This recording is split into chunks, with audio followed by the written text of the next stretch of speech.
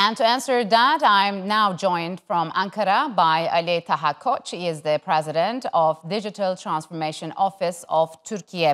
Ali, welcome to Straight Talk. It's good to have you on the program. Could you walk us through the process which the Digital Transformation Office had undergone since its foundation, and what exactly does your office do? Thank you very much for having me.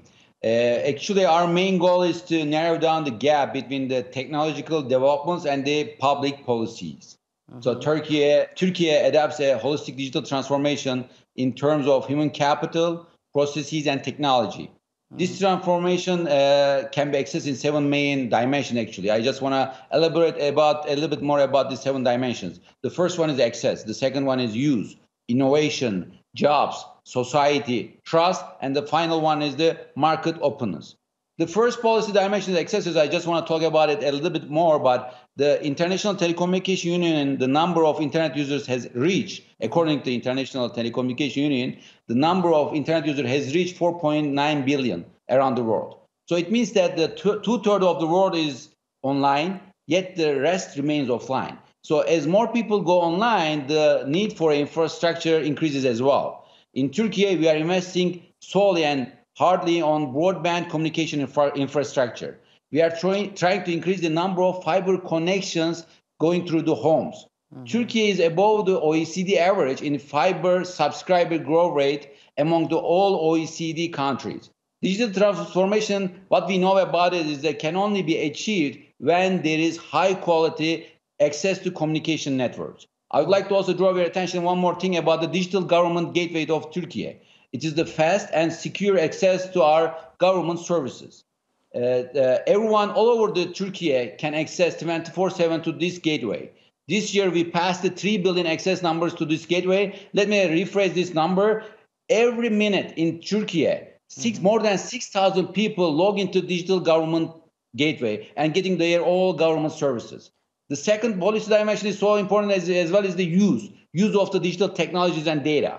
From education to health, from transportation to work life, everything is digital due to COVID-19 pandemic. Yes. A great example of effective use of data is our digital government portal as well. The platform offered only 22 services when it was established in 2008. Today, we offer more than 6,000 services. And the number of people that is using our system is exceeded 57 million. Yes. It's one of the big systems. So are you saying that the COVID-19 pandemic impacted Turkey's digital transformation in a positive way? And if so, what kind of changes it has gone through during this process?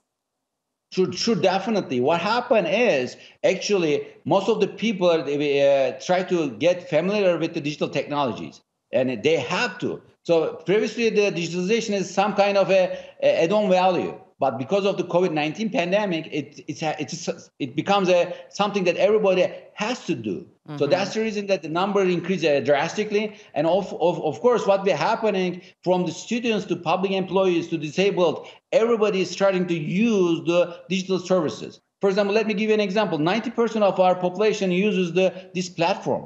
And from the elderly to young people to students. And guess what? If you're above 65 years old and if you don't never ever use a digital technology, we come to your houses. We have a project which we say that we come to you and explain the digital technologies. So the COVID-19 helps us from young to old ages. Everybody's trying to use more and digital technologies. So, Ali, why are you encouraging the use of local and national products? Are they safer than for example, other messaging apps? And if so, why?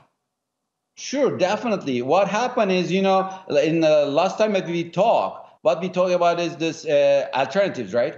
So in our last talk, we just say that our efforts to develop alternatives with Turkish tech companies and emphasize the alternatives in terms of social media apps and search engines. As a matter of fact, maybe you remember that a couple of months ago, there's a huge crash on a global social media app. Yes. And millions prefer the local national product. And guess what? The platform doubled the number of its active users overnight, doubled the number of users. So half of these new users also, luckily, and we are so happy about it, is from abroad.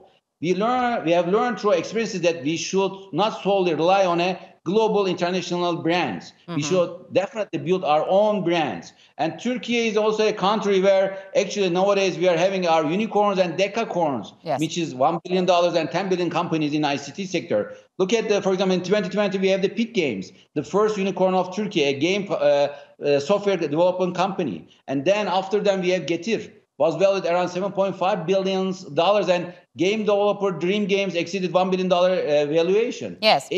Lately, we have the decacorn Trendyol, which is the e-commerce Trendyol, become the first decacorn, which with a valuation of 16.5 billion. So in Turkey, we have a motto: Turkey's data stays in Turkey. So what we are trying to say is we will generate value, even more value, out of this data, which is located in Turkey. So if we keep our data in Turkey, how are you planning to fight with fake news and misinformation? Do you believe there is a need for a regulation for social media?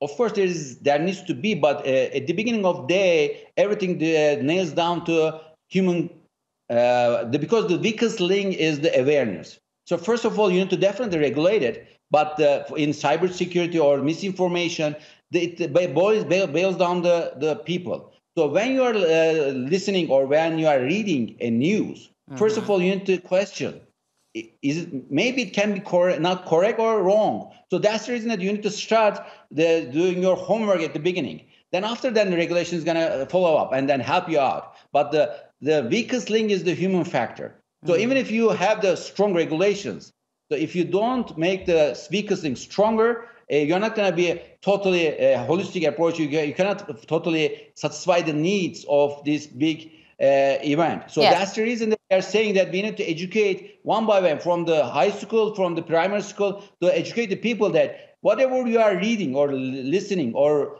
watching cannot be real. So you need to question it. And the trust issue is the biggest issue in the digital platforms right now. So building up the trust is a big question. And everybody's trying to say that, please trust me. But how? How? Why? And that brings up this question: how can countries or Turkey strike a balance between security and the need for privacy at this point? So what happened is, actually there's a clean cut between that. So the security is so important. If it is a nationally important project or a data, you need to think about it, the security aspects first.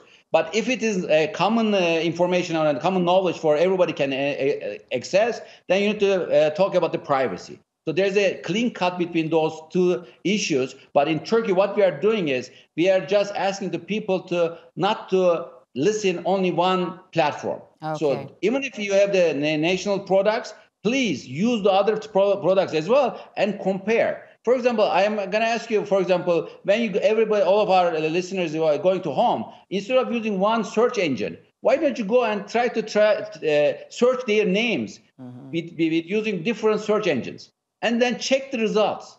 Maybe they're going to understand the difference much better than instead of I'm saying the trust this one or the other one. They need to do their own small tests with respect to these apps. Okay. Or search engines. So tell us about this 2023 vision of yours. What will it take to achieve this vision, and what are the main challenges?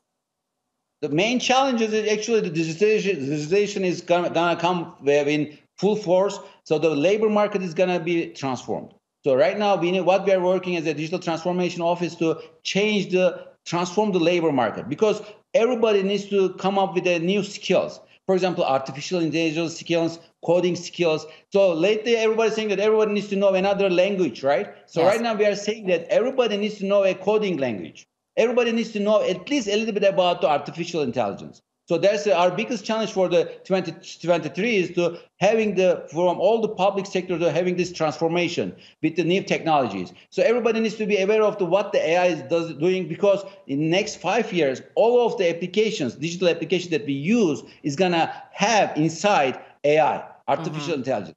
So if you want to use something, at least you need to know, get familiar with it. So that's the reason that we are just going to have a lot of research and the technical projects to help our people to get familiar with the artificial intelligence following years. So I guess first you have to ratchet up awareness among the public, Ali. Unfortunately, we'll have to leave it here. Thank you very much for joining me on Straight Talk.